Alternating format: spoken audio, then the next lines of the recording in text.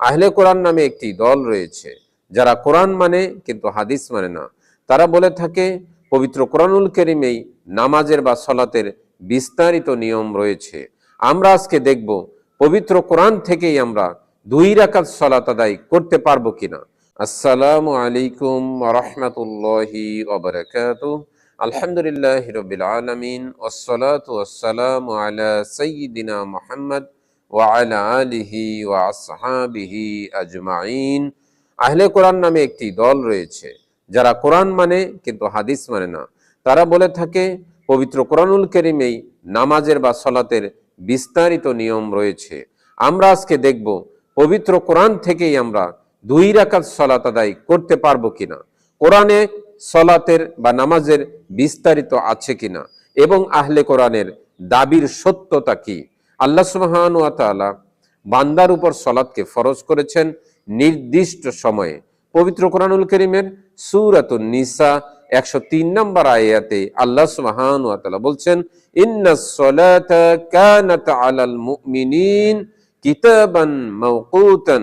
আল্লাহ সুবহানাহু ওয়া তাআলা বলছেন মুমিনদের উপরে সালাতকে ফরজ করা হয়েছে নির্দিষ্ট সময়ে, অর্থাৎ ফজর, জোহর, আসর, মাগরিব, এশা, এই সালাতের নির্দিষ্ট সময় রয়েছে।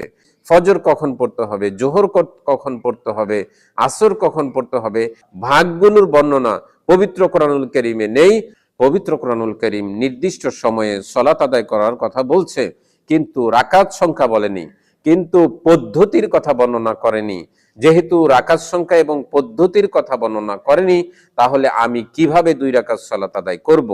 আল্লাহ সুবহানাহু ওয়া তাআলা পবিত্র কোরআনুল কারীমের সূরাতুল বাকারার 2 নম্বর সূরার 43 নম্বর আয়াতে বলছেন, ওয়াকিমুস সালাতা ওয়া আতুজ যাকাতা ওয়ারকাউ মা'আর রাকিঈন। আল্লাহ সুবহানাহু ওয়া তাআলা বলছেন ওয়াকিমুস সালাতা, তোমরা সালাত কায়েম করো, ওয়া আতুজ যাকাতা, তোমরা যাকাত প্রদান করো, ওয়ারকাউ মা'আর রাকিঈন, এবং রুকুকারীর সাথে তোমরা রুকু করো।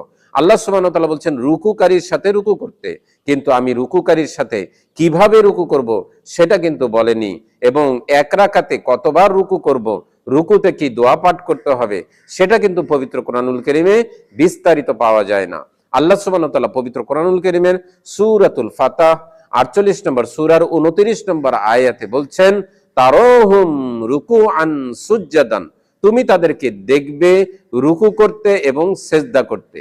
পবিত্র কোরআনুল কারীমে রুকু এবং সেজদার কথা রয়েছে, কিন্তু রুকু এবং সেজদার বিস্তারিত নেই। আহলে কোরআনের কাছে প্রশ্ন হলো, যারা বলছে কোরআনুল কারীমেই সালাতের বিস্তারিত আছে, তাহলে তাদের কাছে প্রশ্ন হচ্ছে 1 রাকাতে আমি কতবার রুকু করব, রুকুর মধ্যে কি দোয়া পাঠ করব, 1 রাকাতে আমি কতবার সেজদা করব, সেজদার মধ্যে আমি কি পাঠ করব, 2 সেজদার মাঝখানে কি দোয়া পড়ব, তাশাহুদ কিভাবে করব, তাশাহুদের মধ্যে কি দোয়া পাঠ করব, এগুলোর বিস্তারিত আমি কোথায় পাবো। নবী মুহাম্মদ সাল্লাল্লাহু আলাইহি ওয়াসাল্লাম সাহাবীদেরকে বাস্তব শিক্ষা দিয়েছেন সালাতের পদ্ধতি কি হবে, সালাতে রুকু সেজদা কিভাবে করতে হবে, কত রাকাত সংখ্যা হবে এবং কি দোয়া পাঠ করতে হবে, এবং সাহাবীরা তারা বর্ণনা করেছেন এবং হাদিস আকারে তা লিপিবদ্ধ হয়েছে। অবশ্যই কেউ যদি সালাত আদায় করতে চায়, সালাত আদায় করতে হলে হাদিসের কাছে যেতে হবে, হাদিস থেকে আমাদেরকে সম্পূর্ণ সালাত পদ্ধতি শিখতে হবে।